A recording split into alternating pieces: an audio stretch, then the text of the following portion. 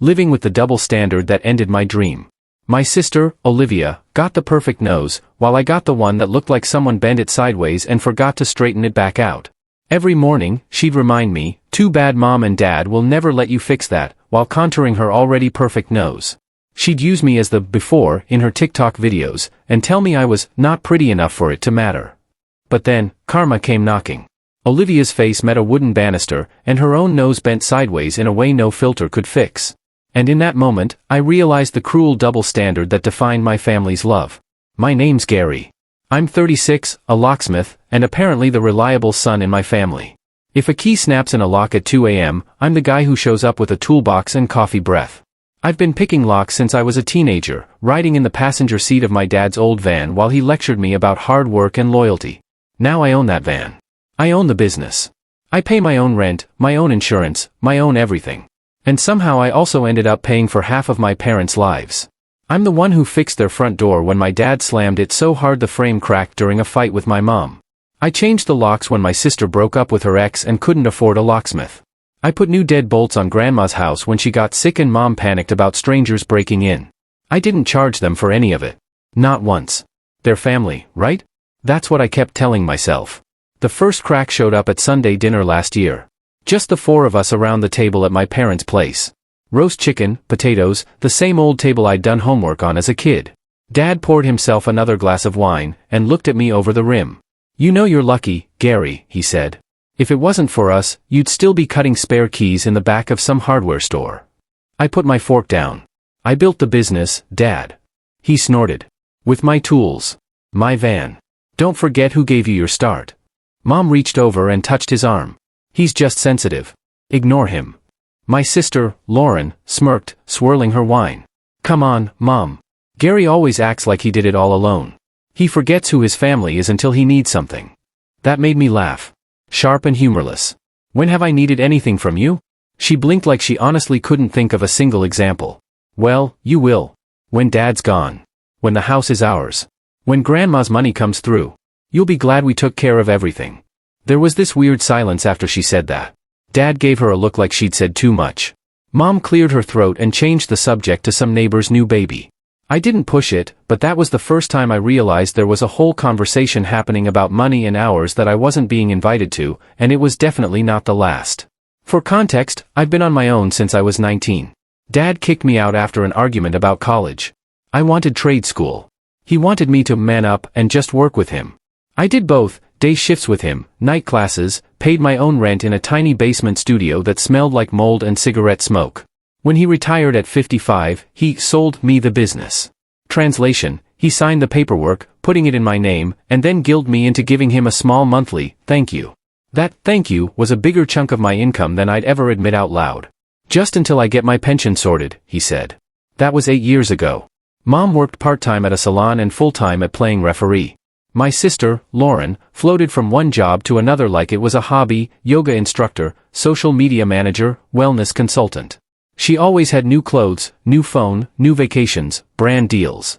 She'd say, like that explained why my parents' credit cards were always maxed out. Anytime something went wrong, I got the call. "Gary, the lock on the back door is sticking. Can you swing by?" "Gary, your sister's locked herself out of her car again." "Gary, could you cover the gas bill this month? Your father's check was short." Always followed by, "We'll pay you back. You know we're good for it. We're family." I kept a spreadsheet of what they owed me at first. Then I stopped, because watching the number climb made me feel sick. It wasn't just little things. It was the time I paid 3 months of their mortgage so the bank wouldn't get the wrong idea. It was the time I co-signed a loan so Dad could finally get the truck he deserved. When Grandma got sick 2 years ago, I was the only one who visited her regularly. She lived across town in this small brick house with an old brass deadbolt and a chain on the inside she refused to remove. "You're the only one who knows how to work that thing," she'd joke, watching me flip it open in one smooth motion. I brought her groceries, fixed her squeaky windows, installed a peephole so she could see who was at the door. Lauren showed up twice. Once for an Instagram photo in Grandma's garden, once to complain about the Wi-Fi. My parents, they'd pop in if there was a doctor's appointment or some paperwork to sign. One night, while I was changing the cylinder on her front door, Grandma shuffled up next to me with a folder in her hands. Her fingers shook as she opened it. "I've updated my will," she said. "Don't make that face." I'm old, not stupid. I wiped my hands on my jeans. You don't have to show me that. I want to.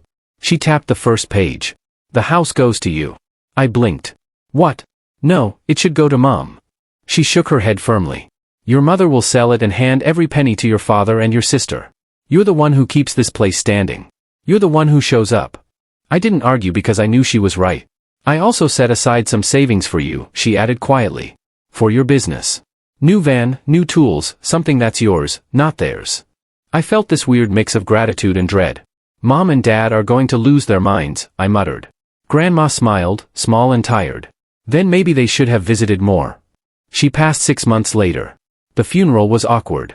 Mom cried loudly, clutching Lauren. Dad did the stoic thing. I carried Grandma's photo, led people to their seats, made sure the caterer got paid. Afterward, in the parking lot, Dad clapped me on the shoulder. Don't worry about the boring legal stuff, he said. Your mother and I will handle the estate. You just focus on the business. I heard the emphasis on we. I also remembered Grandma's folder. Grandma already talked to me about it, I said.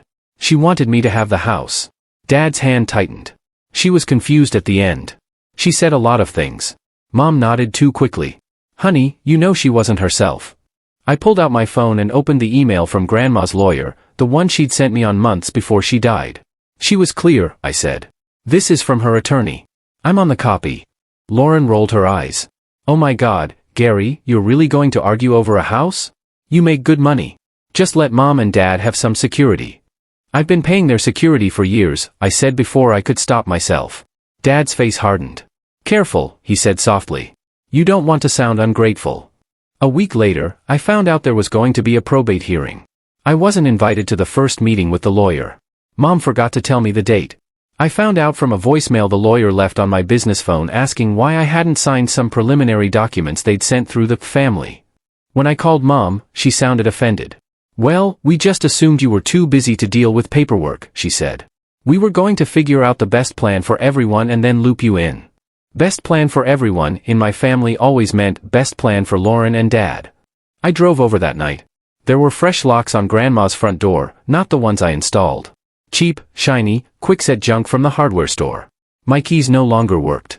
Neighbors told me my dad had changed them the day before to keep vandals out. Standing on that porch holding dead keys in my hand, it hit me. They weren't locking out vandals. They were locking out me. The next morning, I stopped being the good son. I took a day off work, something I never do, and went straight to the lawyer whose name was on Grandma's email. He remembered me instantly. Glad you came in, he said, shuffling through a stack of files. I was wondering why your parents were trying so hard to simplify the estate. He slid a folder across the desk. It was Grandma's original will, my name on the house, my name on a savings account. Clear as day. Then he pulled out another document. This, he said, is what your parents asked me to file instead. It was a revised version, supposedly written just weeks before Grandma died. Everything now split 3 ways between Mom, Dad, and Lauren. My name only showed up in a single line about sentimental items. The signature at the bottom looked wrong, too shaky, the wrong flourish on the G. I'd watched Grandma sign birthday cards my whole life. She'd never made her G like that. Did you witness her sign this? I asked. The lawyer grimaced. No, your father brought it in already signed and notarized by a friend of his. I refused to file it without speaking with you first. That's why I left those voicemails. I laughed. This short, disbelieving sound. Of course, Dad had a friend who'd notarize anything for a favor. Can you prove it's fake? I asked. He shrugged. Handwriting experts, medical records about her state of mind on that date. The fact you have older emails. It's not nothing. He paused, but I'll be honest. Probate court hates drama. They like clean stories. United families. We both knew mine wasn't that. I went home and sat at my kitchen table with a legal pad, my phone, and 10 years of resentment. I went through every bank statement where I'd covered their mortgage. Every transfer labeled Mom rent or Dad truck. Every message where they promised to pay me back or said things like, you know, the house will be yours one day anyway, so what's the difference? By midnight, I had a small stack of printed screenshots and a headache. I wrote a letter, not some emotional rant, just dates, amounts, promises. The fact that Grandma had emailed both me and her lawyer, the fact that my parents tried to file a last-minute change without involving me. At the end, I wrote one sentence that felt like closing a door. If the court chooses to honor the forged document, I formally withdraw from all informal financial support of my parents and sister. I will not be funding their lifestyle based on an inheritance that was supposed to help me recover the costs I've already carried. I emailed a copy to the lawyer. He called me the next day. This is thorough, he said. Are you sure you want to go this route? It'll make things messy. They already made it messy, I said. I'm just not cleaning it up for them anymore. He sighed. All right, I'll submit it to the court as your statement. 2 weeks later, we all ended up in the same wood-paneled courtroom. That's where the line you gave me actually happened. Dad stood with his hand on Lauren's shoulder like he was presenting her for a prize. Mom sat ramrod straight next to them, pearls on, face pinched. I was alone on the other side in my work pants and a button-down that still smelled faintly like WD-40 no matter how many times I washed it. Dad glanced back at me and smirked. You'll never touch that money again, he muttered under his breath. Lauren added without turning around. That's right. Mom didn't even look at me. She just said, quiet but clear, he doesn't deserve a cent. I felt my jaw clench, but I didn't answer. The judge walked in. Everyone rose. The usual routine. He flipped through the files, asked a few standard questions, and then paused. He picked up a stapled set of pages, and squinted. His mouth hitched. This must be the letter, he said. Mom frowned. What letter? The judge didn't answer her. He opened it, scanned it quickly, and then, no exaggeration, he laughed. An actual quick bark of laughter in the middle of that heavy, dead quiet room. He shook his head and said almost to himself, oh, this is good. My parents finally looked nervous. Your Honor, Dad said, what's going on? The judge leaned back. Mr. and Mrs. Collins, he said slowly. Your son has just provided a very detailed financial history of the last decade, including evidence that the deceased explicitly intended to compensate him for those costs through this property and savings account. Lauren shot me a look like I'd just stabbed her. Mom's face went white. The judge continued, voice calm, but firm. Given the discrepancies between the original will on file and the recent document your friend notarized, combined with your son's evidence, I am ordering a handwriting analysis and a temporary freeze on any transfer of assets. Dad sputtered, this is ridiculous. He's trying to punish us. The judge raised an eyebrow. From where I'm standing, Mr. Collins, it looks like he's simply trying to stop being your bank. For the first time in my life, someone in authority said out loud what I'd been feeling for years. And my family looked terrified. Everything after that moved fast and slow at the same time. Fast because the legal stuff exploded. Slow because my emotions didn't keep up with it. A few days after the hearing, Dad called me. I let it go to voicemail. His voice came through tight, controlled. Gary, you need to retract that letter. You've embarrassed us. This is a family matter, not a court spectacle. Call me back and we'll sort this out like adults. Like adults. The same man who forged his mother-in-law's will wanted to sort this out like adults. I didn't call back. Instead, I called my bank. I removed my parents as emergency contacts. I closed the joint credit card I'd stupidly opened with Mom just for emergencies. I canceled the auto transfer I'd been sending to Dad every month for his retirement. The first month that payment didn't arrive, he texted, where's the money? Don't be petty. We raised you. I replied with a screenshot of my letter's last paragraph. He didn't respond. Lauren was more dramatic. She blew up my phone with messages. I can't believe you do this to Mom. Grandma loved all of us. You're twisting everything. After everything we've done for you. I typed and deleted 5 different replies before finally sending one sentence, change your own locks from now on. She read it and didn't answer. Work became my safe place. It's funny. I spent years opening doors for other people. Now, every time I fit a new cylinder or rekeyed an office, it felt like a quiet reminder that I could close some, too. My regulars noticed I was quieter, more focused. One old customer, Mr. Patel, watched me replace his storefront deadbolt and said, you look tired, Gary. Family. I laughed. Is it that obvious? He shrugged. Family is always obvious. You fix locks, but people always try to sneak in where they're not invited. 2 months after the hearing, the handwriting expert filed his report. The revised will was declared invalid. The date didn't match Grandma's medical records. She'd been in the hospital heavily medicated the day they claimed she'd signed it. The signature had inconsistencies. The notarization was creative. The judge restored the original will. The house was mine. The savings account, too. Mom called, sobbing. How could you do this to us? She cried. We were counting on that house for our retirement. Your father already told everyone we'd be moving there. I sat on my couch, phone on speaker, staring at the blank TV screen. Grandma told me that house was for me, I said. She told you, too. You just didn't like it. That's not the point. Mom snapped, the tears disappearing like a switch. We're your parents. You're supposed to take care of us. I said quietly, for 10 years. With my money, my time, my business. This, I gestured around even though she couldn't see, was supposed to help me get out from under that. You tried to take it, too. A long pause. You're being dramatic, she said finally. We never asked you for anything. I actually laughed. I have the bank statements, Mom. And the texts. The judge saw them. Why are you keeping score? She demanded.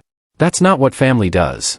That's exactly what family does when the other side pretends the scoreboard doesn't exist. She hung up on me. For a while, there was radio silence. No Sunday dinners. No, can you swing by and look at the lock? No frantic calls about Lauren's latest breakup. It felt weirdly peaceful. I spent weekends at Grandma's house instead. Cleaning out closets, repainting walls, fixing the stuff Dad ignored for years. I found old photos of her as a young woman, grinning on that same porch. I found recipes written in her neat handwriting. I found a small envelope with my name on it tucked into the back of her wardrobe. Inside was a note: if they make this house a battlefield, remember you don't have to stay and fight in their way. You can lock the door and walk away. Love, Gran. I sat on the bedroom floor and cried for the first time since all this started. Not big dramatic sobs, just quiet, exhausted tears. Outside of all that, life got better. I hired an extra tech for the business so I wasn't on call every night. I upgraded my van like Grandma wanted. I stopped taking jobs that paid in exposure or favors and started valuing my time. I made friends outside of work. A guy from the gym, a barista from the coffee shop who knew my order by heart, a neighbor who asked for help assembling furniture and paid me in pizza and beer, but also respect. One of my cousins, Jenna, reached out unexpectedly. She sent a DM on social media. Hey, I heard some wild stuff from your mom about you stealing the house. Then Amelia filled me in. Just wanted to say I'm sorry and I'm proud of you for standing up for yourself. We met for lunch a week later. She admitted the family group chat had been a mess of gossip and victim stories about me. They say you're cold, she said, stirring her drink, that you're abandoning them. I shrugged. I changed the locks. She snorted. Yeah, they hate that. Dad eventually sent one more message. We're very disappointed in you. When we're gone, you'll regret how you're acting. I stared at it for a long time. For once, I didn't feel that old shame or panic. Just relief. I typed back, when you're gone, I'll miss the idea of the parents I wanted, not the ones who tried to rob me. He left me on read. Last I heard, they're renting a smaller place closer to Lauren. The bank finally said no when they tried to refinance the old house they were totally about to inherit. Lauren posted something vague on Instagram about toxic people stealing what's yours. All her friends commented things like, you deserve better, babe. I didn't bother defending myself. The people who matter already know the truth. The rest can stay locked out. A few weeks ago was the final probate check-in. Just a quick administrative thing to confirm the transfer was complete. Walking into that same courtroom felt different this time. I wasn't shaking. I wasn't waiting for my parents to throw a scene. They didn't even show up. Their lawyer handled it quietly, clearly done with the whole mess. When the judge signed the last paper, he glanced at me. You doing all right, Mr. Collins? He asked. I thought about lying, saying, yeah, fine. Thanks, and walking out. Instead, I said, I'm getting there. He nodded. Families and money, he said. I see it every day. For what it's worth, drawing a line doesn't make you a bad son. It makes you a sane adult. I carried that with me all the way to Grandma's house. I stood on the porch, keys in my hand, my keys to my lock, and realized something simple. For years, I'd been terrified that if I stopped paying, stopped fixing, stopped rescuing, I'd lose my family. Then I stopped. And yeah, I lost them. But I also lost the constant anxiety of my phone buzzing with demands. I lost the sick feeling in my stomach every time I checked my balance after bailing them out. I lost the twisted little voice that said, you owe them everything. In its place, there's a quiet I'm still getting used to. Now, when my phone rings, it's usually a customer, a friend, a cousin, someone who wants my time and is willing to respect it. I still fix locks for a living. I still drive the van. I still carry a ring of keys heavy enough to bruise my hip. The difference is I'm not trying to earn love with every turn of the wrench. People ask if I'll ever reconcile with my parents. Maybe if they ever apologize without adding a but. If they ever admit what they did. If they ever show up without expecting a check, a favor, a free repair. Until then, my boundaries aren't punishment. They're protection. From now on, if someone wants into my life, they don't get a copy of the key just because we share blood. They show me they can knock, wait, and come in with respect. Grandma used to say, a good lock doesn't keep good people out.